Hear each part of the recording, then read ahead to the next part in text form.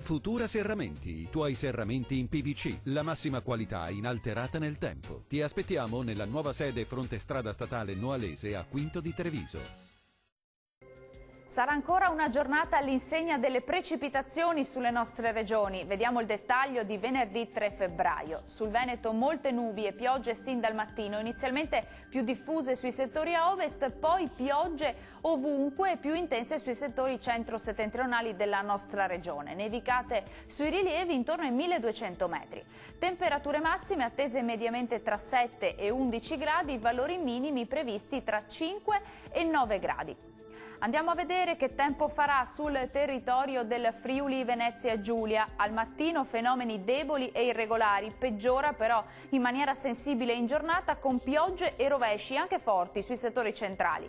Nevicate sui rilievi intorno ai 1200 metri. Temperature massime tra 9 e 14 gradi, minime tra 6 e 10 gradi. Concludiamo con uno sguardo alla situazione del Trentino Alto Adige. Sarà molto nuvoloso o coperto su gran parte della regione con piogge diffuse e nevicate intorno ai 1200 metri, più asciutto sulle Alpi di confine. Temperature massime attese sui 5-6 gradi, minime intorno ai 3 gradi. Il mare sarà generalmente mosso, i venti invece saranno moderati e meridionali. In attesa di sapere come sarà il meteo per il weekend, vi ringrazio per l'attenzione e vi saluto. Arrivederci.